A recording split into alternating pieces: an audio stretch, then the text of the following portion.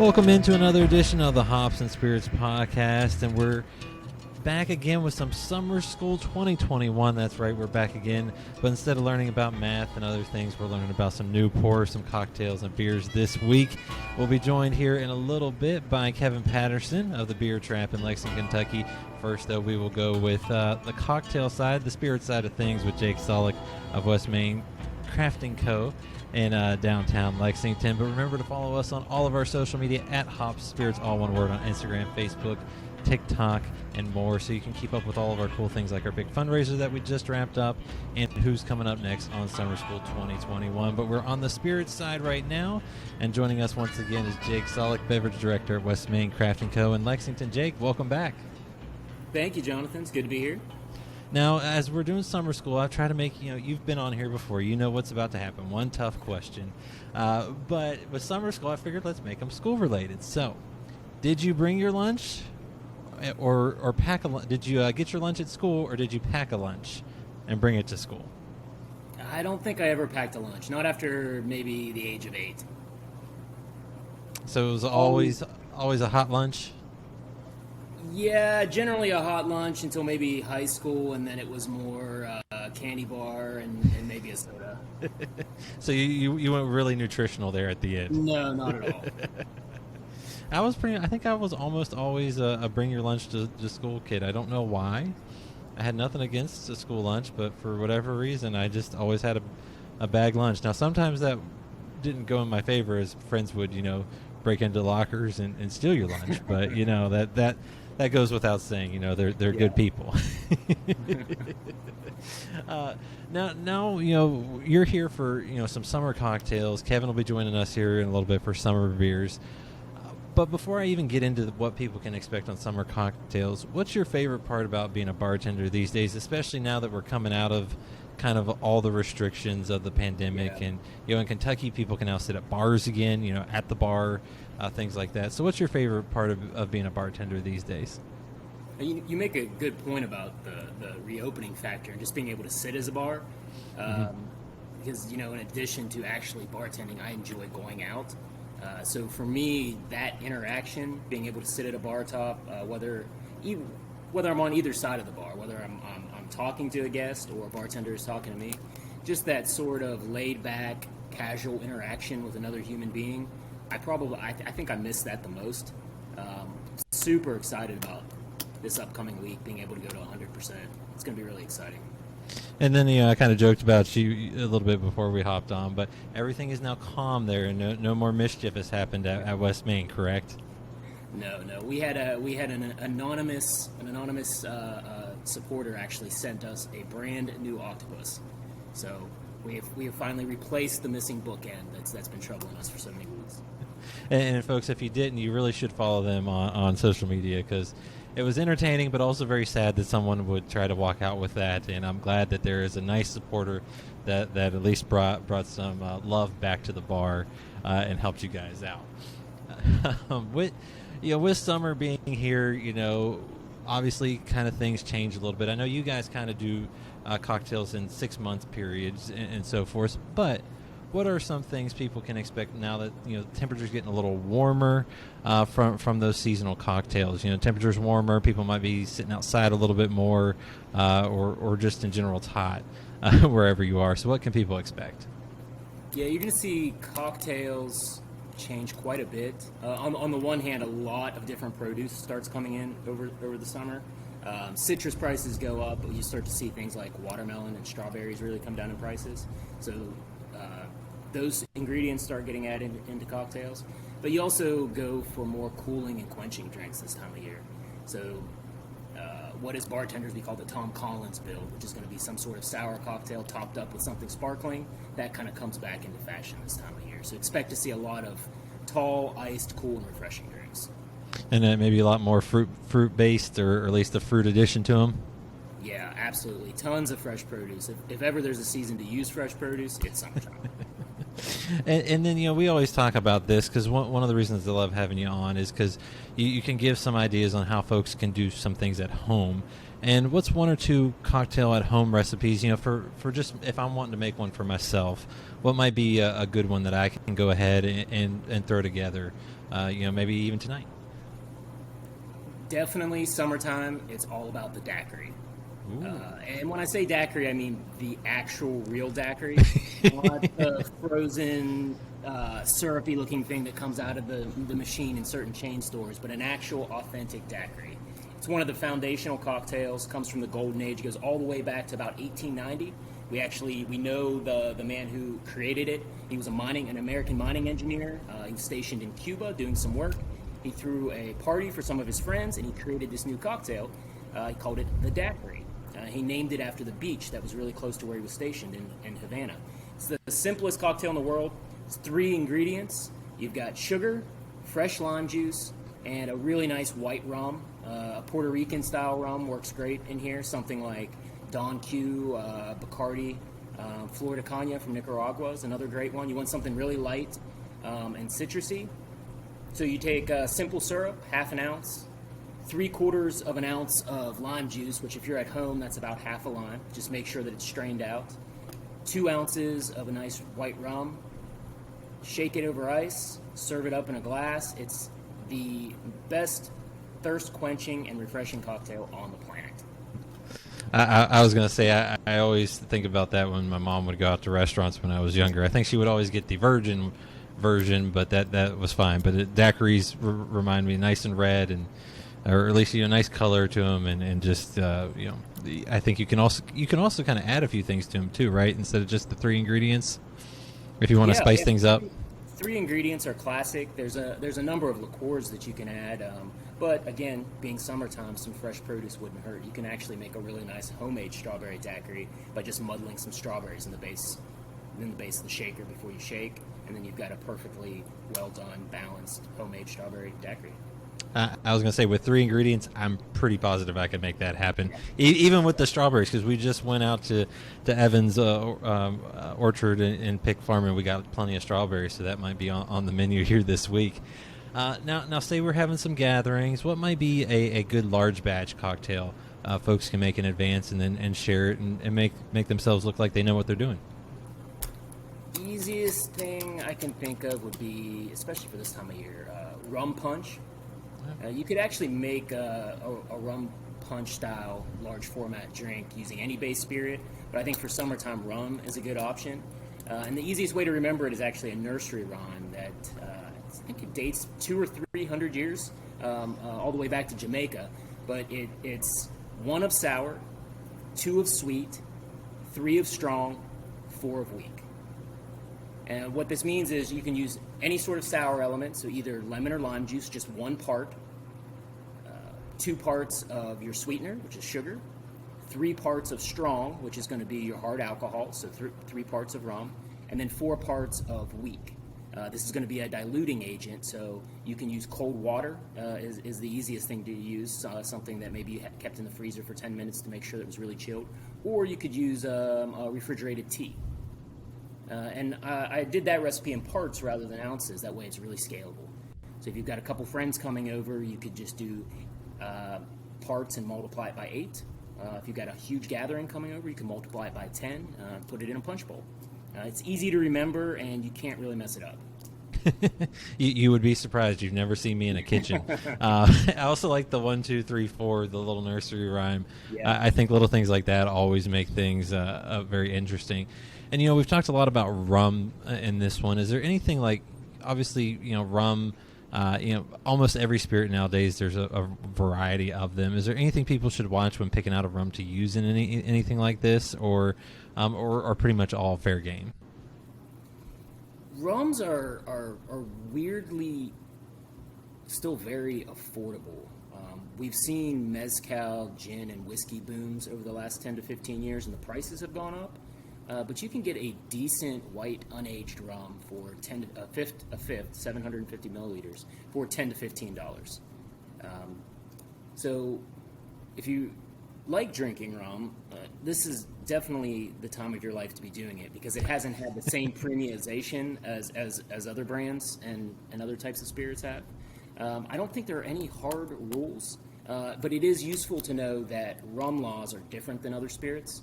So you can have two aged rums from two different countries that might actually taste entirely different, and that's because the rum producing practices of those two countries are different. So if you are shopping for rum, you might want to just Google rum types so that you understand that a Jamaican rum, which is going to be pot stilled and fermented for a long period of time, is going to be very funky, whereas a Puerto Rican rum is made using what's called the Cuban style, so it's going to be very clean and light and refreshing. So you might want to go ahead and know that depending on which country you buy your rum from, it could taste drastically different. Which could, in the end, make or break a cocktail, or could provide some variety in your cocktail too. Yeah, exactly. Now, as you mentioned, there's a lot of fresh ingredients coming online. You can go to the farmer's market, you can go out to U-Pick orchards and find a lot of different things right now. Anything that people might want to not use or may want to be very cautious with using that could just kind of make a cocktail go wry? As far as produce goes, there's not a lot. The sky's really the limit, especially this time of year. I don't squash really. Most squash aren't really in season yet. I've never been super successful using squash in my cocktails, although I'm sure someone has done that to great success.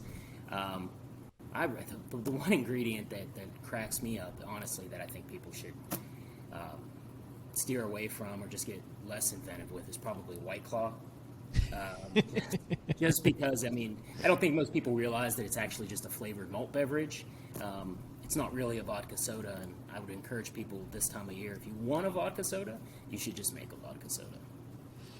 Or there are options that are legit vodka and sodas out there as well. So yeah, but I like that. Also, if you talk to a lot of the beer folks on here, they have a few words for seltzers as well. But that's whatever floats your boat. That I'm happy that you're having a drink. Yeah. Now I've talked a lot to you and others about cocktails, and obviously. There's kind of a simple formula to most, at least the base of them. There's about 3 or 4 ingredients, and a ratio. But if someone wants to switch out or substitute something, what's the best practice for that so that they don't screw up maybe the ratio or get a little too watered down, or maybe not watered down enough and over enjoy? What's a good tip maybe there when you're trying to switch out ingredients and try to actually do a little bit more with cocktails? If you're making things in your kitchen, it's pretty hard to mess it up as far as ratios go, because you know exactly what's going into those ingredients. I always recommend making your own simple syrup, just 2 parts sugar to 1 part water. I think the problem with switching out of all of our classic foundational recipes is when you start using artificial mixers that you might buy in a big box store. You might go in and see some lime syrup or some sweet and sour mix or some grenadine. And the problem with swapping in an artificial ingredient versus one that you can just make for 5 minutes in your kitchen is that you don't know the level of sugar. It's probably high fructose corn syrup. You don't know how much of it's in there. And so it may be more concentrated than you would otherwise make on your stovetop. And so it's really going to throw the whole balance of the cocktail off. And then any other tips that you might give folks as they're making cocktails for this summer? Because obviously, if they're having a few of these outside, or just maybe not be realizing it's so hot and they're sweating things out, what's something you can give them a tip on? Something that I pay attention to in the summertime, because I'm guilty of this on my days off, is not being conscientious of session drinking. Especially if you're going to the pool around noon and you're going to have a few drinks, is just to drink lower ABV drinks. Drink stuff with lots of soda water, maybe even sparkling wine. Just things that are going to allow you to stay a little bit hydrated. You don't want to be drinking the boozy stirred drinks all day at the pool. Negronis and Manhattans are not for this time of year. You want to kick it with stuff that you can drink 6 or 7 of rather than 2 or 3 of. That is very, very, very fair. And since it's summer school, I saw this on your social media the other night, and You guys do some cool things down there at West Main. You do kind of these experiences, these private experiences where you teach folks about a few different varieties of liquors. Can you explain what goes into those in case anyone might be visiting Lexington Yeah. and wants to give one of those a try? Yeah. We offer a couple different experiences. Uh, we book them between 2 and 8 people. Well, we have a small private VIP classroom in the back of the bar, right off the side of the service bar. We have a couple different options, but right now we're offering bourbon cocktail classes, the story of absinthe, and a really wonderful mezcal madness class. And the idea is in a small, intimate setting, we can provide a tasting of different spirits and different cocktails where you get the whole history of that subject. And then you can choose a few bites. We bring out a first course, and then you can have dinner. It's about an hour and a half to 2 hour long experience, but allows you to sit down with somebody and go really in depth on topics that we're passionate about and topics that we want other people to learn and understand and be passionate about. And I think that's awesome because just being able to talk to you, several times now, I've learned so much about history and how much, almost not everything, but the vast majority of alcohol is tied to something many years ago, Yeah. Or it can trace its history to many years ago, and just how they've evolved has been really impressive. And then too, you kind of touched on the mezcals. Those are kind of becoming a very popular thing to a lot of folks, and some people have said they could be the next bourbon in the sense of the different varieties and what you see out there. So I find it really cool that you guys give these kind of very personal and small group, because small group is just so much more intimate and such a better place to ask questions. Yeah. It's a great experience to have with your friends while you're also learning something, and then you also get to have drinks on the side. So it really is the perfect experience. I love that, and Jake, I really appreciate you as always. You're a breath of knowledge, a wealth of knowledge, and you always give me things that I feel like I can actually try. Although success rates, I'm still learning. But I'm getting better, which is always the goal. Thank you, Jonathan. You should try the Rum Punch this summer and get back to me and let me know how it goes. I will absolutely do that because that sounds like something I can definitely do with a nice nursery rhyme. I'm stuck with a lot of nursery rhymes with a 2.5-year-old running around. So I think I can handle that, and we'll have to do this again in the fall when maybe those little more boozy drinks come back in style. Yeah, absolutely. Joining us now on the Hops and Spirits podcast once again is Kevin Patterson. He's a Cicerone National Beer Judge. He's also the manager of the Beer Trap craft beer store and bar in Lexington. Kevin, welcome back again. Well, thank you for having me. It's always a pleasure. I look forward to talking about, some summer beers and some other things that's come up, just neat trends and topics in the beer world. It's always a topic whenever I serve where I work. And so it's kind of nice to bring that to your audience as well. So thank you for having me. Absolutely. It's always a fun time when we do this. We do about once a quarter, once every season now. And we talked spring last time. We're going to go summer now because it's finally warming up, although it's raining today as we talk. But before I do that, because you're part of our Summer School 2021 lineup, my one tough question for you is, did you pack your lunch when you went to school, or did you get a hot lunch when you were at school? I was very poor living in Appalachia. So my parents, if they sent me a lunch, it would probably be a bucket of water and some grapples. And so I just waited and see what the free lunches had for me. And I just hope every day was Friday and we got those square pizzas. So I got the hot lunch at school. That was a delicacy when I grew up. I was a pack your lunch kid, although as I told Jake earlier in the show that at times that was good, both good and bad. Bad when your friends figured out how to get into your locker and take half of your lunch, and there wasn't a whole lot you could do then. But I did every now and then enjoy getting the pizza at school. That was always a pleasure. And haven't they pretty much like almost come out with those like to bring back memories for us? Yeah, I remember there was a bar in town a while back, and they had some of those lunchroom classics. You could actually go to a bar and at 1:30 in the morning, you could order one of those schoolhouse pizzas. And I don't know how that bar failed. To me, that's a no-lose situation. Absolutely. Who knows? We won't get into that. But Something I do want to get into with you is summer beers. Now, spring and summer kind of go a little bit of hand in hand in my mind with what beers are out now, because as we talked last time, your fruits, different things are now more plentiful, so you kind of get more of that. But what's the typical styles that people will see at the taps, or even that you guys have down at the beer trap right now, that people are asking for? Yeah, there's a lot of carryover, like you said, going from spring beers into summer beers.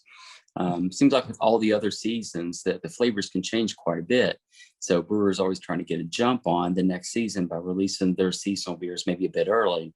I tease that, Sam Adams comes out with I think their Oktoberfest is already out. And sometimes like their spring beers can come out whenever there's 6 inches of snow on the ground. But whenever it comes to spring to summer, you don't get that carryover because they do resemble the same. So if someone were to come out with a summer beer a little early, you would never notice because it's in the beginning or middle of spring. But there's neat trends that I'm seeing. There's a lot of the brands that were popular last year before, maybe going on 2 or 3 years. Once beers have been available on the market, even seasonals for a few years, it seems like the drinker gets a little bit tired of seeing them. And they already have this sort of stale visual quality on the shelf, and so they have a tendency to get passed up. So brewers are very smart. When they anticipate that decline starting, they're just going to go ahead and say, well, we're going to give you that familiar flavor of years past, but we're going to throw something else in there. We're going to throw a fruit in there or some herb in there, or make it a little bit unique in some sort of way, even double dry hop it with a hop variety that wasn't available in those seasonals in the past. So you did get a lot of those tricks and turns. One of the more popular beers that comes to mind the last week or two has been M43 by Old Nation Brewing Company. They started distributing here in limited basis about 1.5 years, 2 years ago.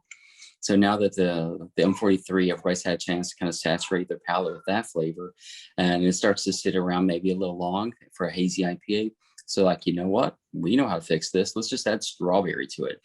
And so since the strawberry harvests are in full swing right now in the North Midwest, you get this very fresh character of real ripe strawberry up front that fades off very quickly and becomes an IPA at the end, just the way you expect an IPA to perform. So that's one trend that we're kind of seeing so far for the summer. And it also seems like if a brewery is going to like, okay, let's give somebody a free beer, let's give them a tropical beer. So when you think of tropical, you think about the flavors of like, well, let's do passion fruit, or let's do pineapple. Let's do mangoes, and those are familiar. But what we're seeing now is a little bit of, okay, let's add coconut, let's add vanilla, and let's take this tropical flavor to the Hawaiian coast and give them a little bit of a break. We know that many people can't go on vacation still, not that the pandemic's holding them down, but the price from that pent-up demand is holding them down. So if we can't take the person on a vacation, let's take the taste buds on a vacation by giving them one of these flavored beers like that. So there's never any shortage of twists and turns and curiosity and intrigue when it comes to what people want and what brewers are delivering. And the summer season is full bloom with those kind of flavors too, so it's exciting for us. And then, when we talked back in, I think it was in the wintertime when we were kind of looking back at just the year in general. You kind of mentioned, 2020 obviously was a different year for everyone. Oh, really? I hadn't noticed. Huh? Just a little bit. You think so? But you kind of talked about how also people were buying things a little bit differently than they had in the past. Our folks, obviously now things are open most places, even in Kentucky. We're almost back to full capacity. When this episode drops, we'll be back to full capacity, things like that. Have you noticed another change in how people's buying habits and what they're going for, or what are you seeing on that front? Yeah, it's really a blend of both. What we're still seeing is a familiarity with the classic beers, the Dogfish at 60 Minutes or the Koster's or Schwartz beers, Triple Carmelite. There's still an interest in those because those were comfortable beers for folks during the pandemic. The heights of the pandemic phases. But as people are getting out and exploring more, they're starting to put some of those kind of buying habits behind them a little bit and starting to seek out, okay, so what's new? So now we come, a customer comes to our store, and it's very common for them not to just go with what's familiar, but to stop and say, so what's new this week? What just came in? What should I be excited about? I like IPAs. What's something you recommend? I'll recommend 4 or 5. I already had those. All right, now it's time to pull out the big guns or something that just came in. Maybe something I've not even had a chance to try yet that we're selling. And so start recommending some of those. So it's a blend of both is what I'm seeing right now. But I think the trend is going back to, okay, what's new, what's exciting. I like to talk about, the newness of beers and why people are really into it. It's more than just ticking off a number on the list. It's more than just chasing the trends. I think what it is, Christmas as a kid only came around once every 364 days. But when you're a beer drinker and you get to taste something new every time you step into a store, every time you step into a bar or a tap room, it can be a little bit of Christmas for the palate every day. So I think that there's a uniqueness whenever it comes to that, and that's the reason why people seek out the new stuff when they're not distracted by more pressing issues like viruses and things of that nature. It is interesting to see how things ebb and flow, especially with what we experienced this past year. Another thing that I'm curious about is, you look at a lot of brands there for a while. The flagships were kind of doing well for some of them because again, people were wanting things that were familiar to them, especially if they're going to get 12 or 24 or whatever. But recently, I look at two companies for those in Kentucky, West Sixth, because they're a big distributor, and then those for more regionally larger scale Great Lakes, they're starting to put out things that are especially out past their tap room. That's a little bit more different, a little more variety. What do you think about that? Seeing someone like a Great Lakes that's going out and putting out a Mexican lager out now. And I think they're going to have a lemon Heffenweizen. They've got this citrus low cal wheat beer. Now that they're all trying to do some different things, what do you think about places doing stuff like that now? I think it's kind of fun. My mind goes to two different directions. Number one, breweries did make a lot of beer during the pandemic, and a lot of this very special beer, but they can't have those celebrations for anniversaries or for parties or for special releases like they could in previous years. So those beers had a tendency to sit around. They wanted those beers to be brew pub only. But now that there's too many of those beers out there, they're kind of sending them out to market. So we're getting more unique varieties of beer that we were able to put on tap. And then people ask, where's the bottles, where's the cans? Well, the brewery didn't do that. They just put it in keg this time. However, if it's popular, send them a note. Maybe we'll sweet talk them into changing their mind. But another thing is, as craft beer has really, dropped to and plateau somewhere around 2% growth rates for the last couple of years, there's the worry that, okay, people are going to steer away from craft and go to other brands. What are those other brands? And can we give them a familiar flavor that matches that? Wessex has had a lot of success with their Cerveza beer in the last couple of years. Great Lakes also with those kind of flavors. And, even me, the deeper I get into craft beer, I'm very, happy to have, a $23, sour ale that's, chock full of fruit. And, you have to stop halfway through it to take an insulin shot before you drink the other half. I'm happy to drink those, but, I'm also very happy whenever they're fresh to sit down and have a Mexican lager. A Negra Modelo, whenever it's fresh, it's really nice. So even, someone in these shoes who should not admit to liking those beers has been around 20 years and are considered passe. When they're fresh, they can be very good. And I think brewers have kind of wisened up to that.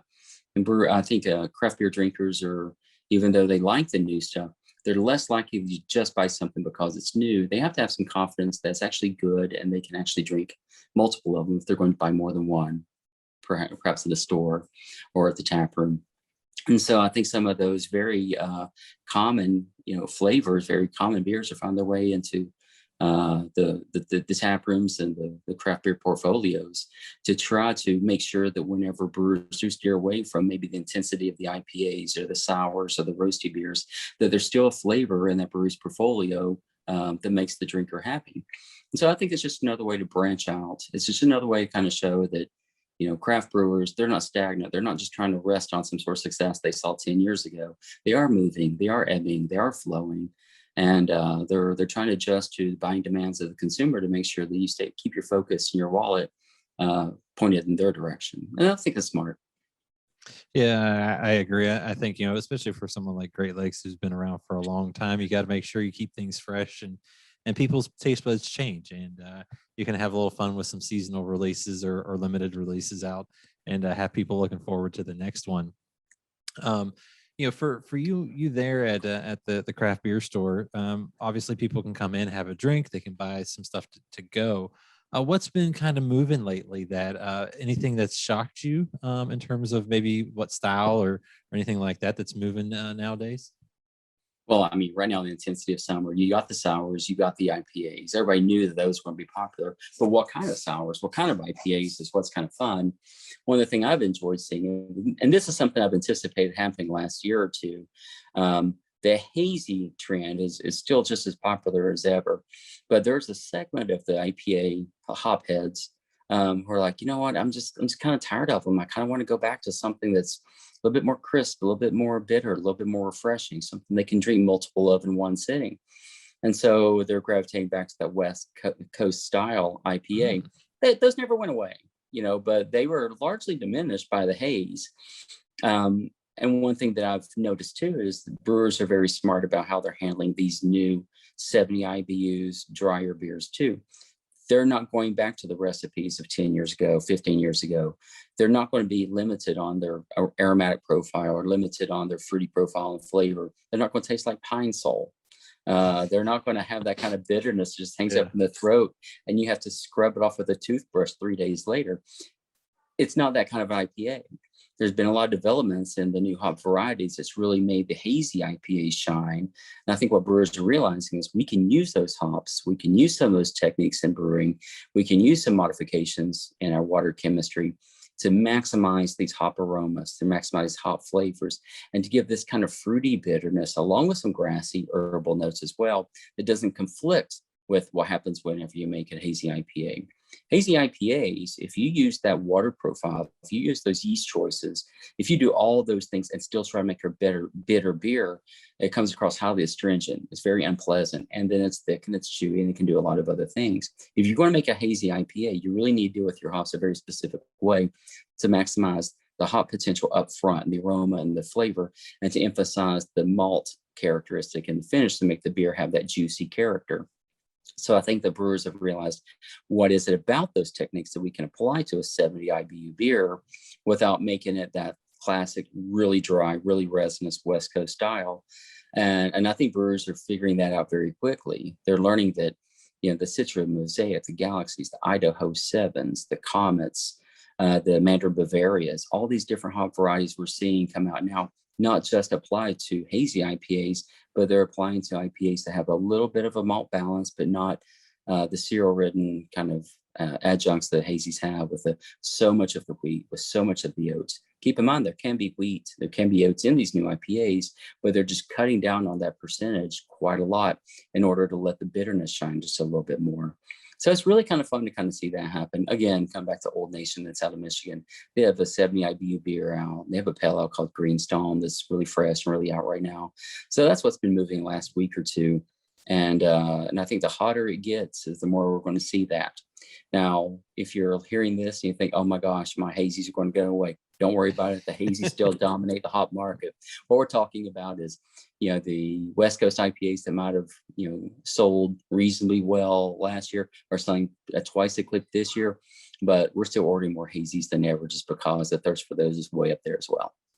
Well, and two, I feel like nowadays brewers, I mean, obviously you mentioned 10, 15 years ago, they can't always go back to those recipes, but that can be a good base because you talked a little bit about it now. The hop variety that is out there is massive, and I don't feel like a lot of industries get to do something like the craft beer industry gets to do, or the brewers get to do, and that's basically they have a blank canvas almost every time they start because of the variation of varieties. I mean, has that kind of also changed how brewers attack a beer now, so to speak, when they're thinking up a new one? I think so. And I think what's fascinating is what's fueled why these new hop varieties are out there is the disease resistibility that they carry when they're in the field. Keep in mind that it's an agricultural enterprise. Whenever you plow a field and you decide to put these hop vines in the ground, these rhizomes, and expect them to grow a certain way, you want to make sure that you're maximizing your yield and that, if the plant can materialize its own aromas and flavors to ward off pests and insects and rodents to the point where you can get the most yield out of your crop as possible, you want to do it. Now, what happens is as they do this, two things happen. Number one, the beer becomes much more perfuming. Think of other vegetables like onions and geraniums, garlic, even hemp to a certain extent. Those aromas and flavors that draw us to those characteristics, to those plants, are its own pesticide. They ward off all these things so that it keeps them away and keeps them from damaging the plants. Well, we train hops to do the same thing. It's just the characteristics that these hops are developing to ward off those pests are also rewarding us with the flavors, the aromas that we want. Now, when you do that, what's also happened is it's changed the resinous compounds of the hops, which means the bitter flavors that you get in the finish. So they're less likely to be that really intense pine sap, pine tar characteristics like the Chinooks and the Magnums and the Warrior hops were way back then. A lot of these hops now are going to have a little bit more of a peppery, spicy characteristic as they breed with more European varieties. So they take on a little bit more of that, Saaz, Teton, Hallertau characteristic that you're getting out of those Germanic hops, to the point where it comes across tea-like, herbal, this really kind of fresh grassiness. It used to be I would describe hop varieties being low on the grassier side, but now I'm able to pinpoint, was that parsley? Was that arugula? Is that basil? And they're starting to take on this really identifiable characteristic that makes them much more than just a generic grassiness. And now they have identity to what type of grassiness or kind of herbal. Sometimes when I get the alcohol, I get the bitterness, and I get this almost a sprucey characteristic from IPAs. I'm like, did it finish like gin? Are there gin botanicals? Is there juniper in this? And so I start to ask myself those questions. Sassafras, green tea, black tea, all these kind of flavors start to come into the mix. And that's a far departure from those really resinous, like I said, pine sol accented beers of maybe 20 years ago.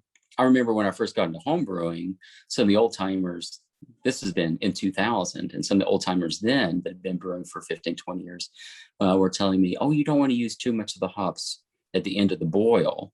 You're just wasting them because you're not able to extract the bitterness. That was their only concern, was how much of a bitter quality were you getting out of your IPA. To fast forward now, whenever it comes to the hazy IPAs, we're seeing like 6 Point just came out with their new resin, and they boast on the front of the label, 0 IBUs. They're not using any hops at the beginning of the boil. What they're doing is they're allowing all the hops to go in at the end of the boil, after the beer has cooled, or after the wort has cooled down, or even after fermentation. They're relying on whatever bitterness gets achieved in the beer to happen because of the alcohol that will absorb those resins and create a little bit of bitterness on the back end. But they're not adding any at the beginning of the boil, and that's usually when people calculate IBU levels. So you get a lot of changes like that are happening, and it really does start with what happens in the field and what happens in the labs when it comes to making these hops disease resistant. It's amazing how much science goes into brewing, distilling, anything like that. It's fascinating, and I think more people need to know that, because it's amazing what happens with when you make a beer. I've asked you this many a times, Kevin. What's some of the beers or breweries that are out now or doing some good things that people should know about? Well, again, I mentioned some of the hottest ones right now in the old nation. I seem like they should pay me royalties for this podcast. But they're doing some really nice things. Like I said, 6 Point just come out with their new one as well. Some new stuff in, even the Rheingeist is coming out with their new Cloud Harvest. That's the number 5 version of that. That's been a popular series.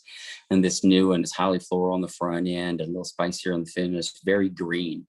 Not a whole lot of necessarily fruit in this one, it's just a lot of green. Wessex has their new Hop Static coming out, so that's really exciting.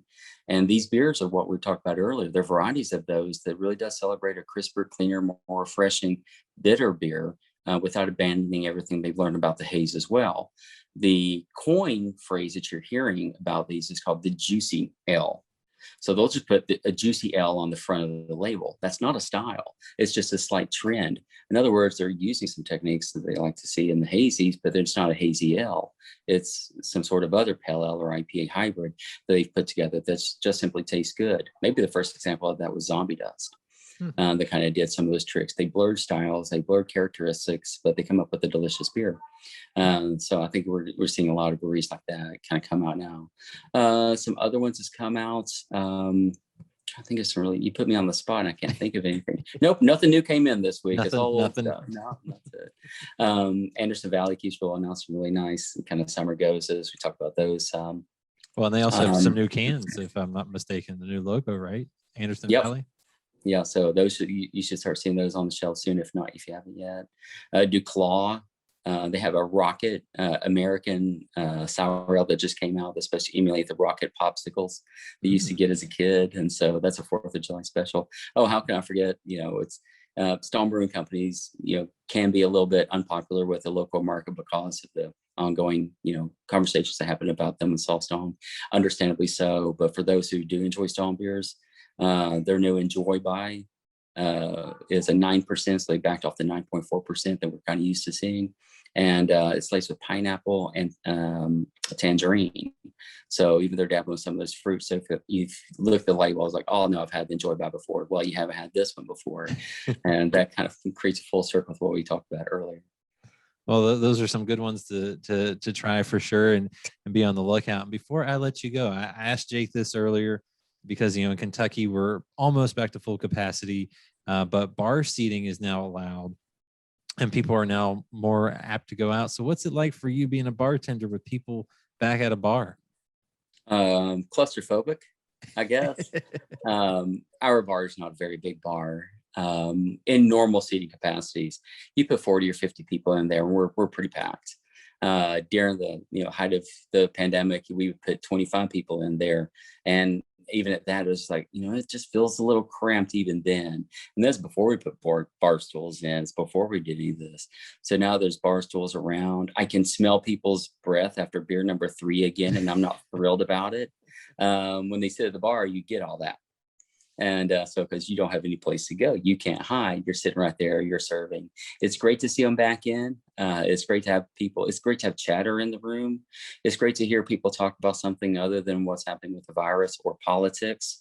It's great to hear life happening. So we're all very grateful about that. But I tell you what, it's been hard to pour beers at 11, 12 o'clock at night. I'm not used to that. For a long time, I was just selling beers retail. Then when we started serving again, everybody had this like an early bedtime. So even though we were staying open at 9 to 10 o'clock, our busy times happened at 5 or 6. I really feel bad for the restaurant industry. The reason why is because there's not a chef in this town that can make a burger at midnight right now. They will have to re-go through training because they're not used to it. Bartenders are complaining that, oh my gosh, this customer's there until 10:30 last night. Can you believe it? This is what I heard a couple of months ago. And I'm like, 10:30? I mean, the news isn't even off yet. It's not even nighttime yet for some folks. So there's an adjustment that comes with it. It is good, but it's a strain. It is a new kind of stress. It's a stress you invite, but it's a stress nonetheless. I was gonna say, I'm sure you're happy to see a full bar again, because that means good things for y'all. And then I guess this too, because you're a beer judge, you're a Cicerone, all those fun titles I said at the beginning. Are you still doing the judging, and are festivals and things like that happening a little more often that you're taking part of? As time's gone on to the beer shop, I've taken on more and more responsibilities when customers are there more, which means weekends. That takes me away from a lot of weekend activities in terms of traveling and judging and participating in those events. And that's when they happen too. That's when most people have off. So for me, most of my education that I gain and gather does happen behind the bar, talking with other customers, trying these things, and trying to assign words to them that somehow makes sense. And so I don't get a chance to get out and do too much of that at all. But I know a lot of people like it. And people are like, oh, I feel so bad for the guy. I'm like, there's 2 groups of people no one should ever feel sorry for. Number 1 is professional golfers. Number 2 are certified Cicerones. Because yes, we have to be there a lot of the hours that you think are bad, but we get to sit in a really cool room with a lot of cool beer and a lot of cool people. We get to see people happy, and they pay us money. I get to sit around in tennis shoes and blue jeans and a t-shirt in a 68-degree environment. And after everybody leaves, guess what? I get to sit down and have a few. So no one should ever feel too bad for us for not getting to enjoy all the festivities that are cranking back up. Well, Kevin, I am, as always, it's a pleasure to have you on, and thank you for dropping just a little bit of that knowledge and sharing that with everyone. Happy to do so, Jonathan. Thank you. Had a blast talking with Kevin and Jake. They just bring so much knowledge. It's just a fun time. It's just a fun time, and I hope you enjoyed it as well. I also hope you check out our past talks with them because, like I said, they bring just so much to the table, and it's just stuff that you can use in everyday life, whether you're going to the store to find some new beer or you want to make some cocktails at home. And remember, we'll be doing this again with them in the fall too, because as we all know, when the seasons change, the cocktails on the menus change, and so does the beer on the shelves as well. Also want to let you guys know, out on our Instagram page, at Hop Spirits on Instagram, is our full lineup for Summer School 2021. And next week, our next episode, we'll be talking to Ryan Lang, co-founder and head distiller for Middle West Spirits in Columbus, Ohio. He'll be talking about how grains impact the whiskey, or at least how your selection of your grains impact your whiskey. It's a really fun chat. He is just a breath of knowledge as well, and it's always fun to chat with him. And as I said, remember, follow us on all of our social media pages at Hop Spirits, all one word, on Instagram, Facebook, Twitter, and TikTok, because you never know what you'll find there. We drop our Give It a Try highlights every Monday night and our cocktail quickies shake up Friday nights as well. So a lot of fun there. You can also find that on our YouTube page. And if you can, give us a 5-star review. Tell your friends about us. Subscribe to our YouTube page. It helps us out a great deal, and we truly, truly appreciate it, because guess what? This was episode 53. That's right. We've been doing this for 1 whole year, and we couldn't have done it without you. And I truly, truly appreciate it all. And remember, until next time, cheers, everyone.